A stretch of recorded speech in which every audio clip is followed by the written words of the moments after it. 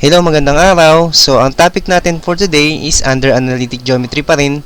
So, midpoint of a line segment or midpoint formula. So, pag-aaralan natin kung paano ba kinukuha yung midpoint in case meron tayong 2 points in our Cartesian plane. So, meron tayong formulang gagamitin dyan. So, let's go! So, meron tayong example dito para mas matutunan natin ng mabilis. So, for example, meron daw tayong 2 points A and B with the coordinates of 4, -3 and -2, 5. So, i-plot muna natin yung points sa ating graph para mas madaling mag-visualize. So, for our point A, meron tayong 4, -3 na nandito. So, point A yan, 4, -3.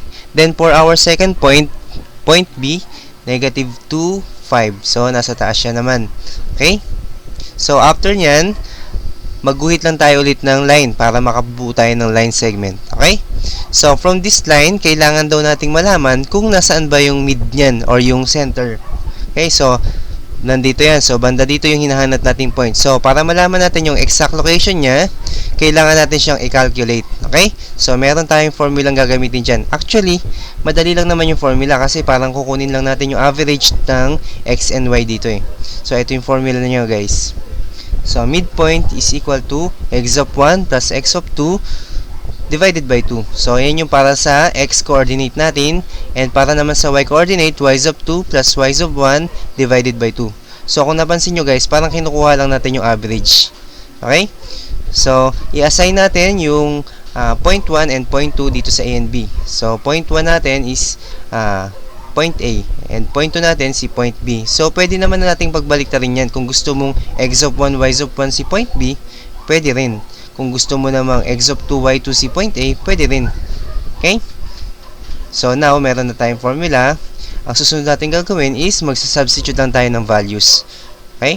So, m natin is 4 plus -2 galing si 4. Galing yan dito sa ating x of 1. Then, si -2 naman, galing dito sa b. So, x of 2. Okay? Then, divided by 2. Ganon din yung para sa y natin. So, 5 plus -3. So, si 5 nang galing yan dito sa ating y2. Then, -3 galing sa ating y of 1. Okay? Divided by 2. Okay? Tapos, ngayon, isi-simplify lang natin. So, ito na yung makukuha nating coordinates. So, 4 plus -2 is equal to positive 2 and 5 plus -3 is equal to positive 2 pa rin. So, we have 2 over 2 by 2 over 2. Okay? So, simplifying that, magkakaroon tayo ng points 1, 1. So, ang coordinates ng ating line segment is 1, 1. So, nandito siya sa 1, 1. Yan ang ating midpoint. So, midpoint is 1, 1, 1. Okay? So, yun yung sagot natin sa ating problem number 1. So, simple lang, di ba? Okay, so, problem number 2. So, we have B, 2, -4, and C, -4, 3. So, ganun lang din ulit. I-plot natin yung points para ma-visualize natin ng maayos yung problem. So, ayan, 2, -4, and we have C, 4, -4, 3. Sa taas. Then, draw tayo ng line segment. Yan. Tapos, nandito banda yung hinahanap nating midpoint. Okay? So, apply ulit natin yung formula. Then, mag-assign tayo ng point 1 and point 2 para makapag-substitute tayo ng mga values sa ating formula. So, ito na siya. So, x1, x2, y1, y2. Okay, so ito na yung lalabas niyan. So, 2, nakuha yan 2 sa x1 natin. So, 2, yung -4 naman, ito, -4. And then, para naman sa y, -4. Ito yung -4 plus 3. So, 3. Divided by 2 silang dalawa. Okay? Now, simplifying our equation, makakakuha tayo ng 2 over 2 and -1/2. Okay? So, pwede pa natin siyang i-simplify. Ang makukuha natin is 1 and -1/2. So, yung x-coordinate natin is 1. So, ito siya. Then, -1/2 naman. So, bababa lang tayo ng kalahati sa ating y-axis. Okay? So, nandito yung ating midpoint. Yan.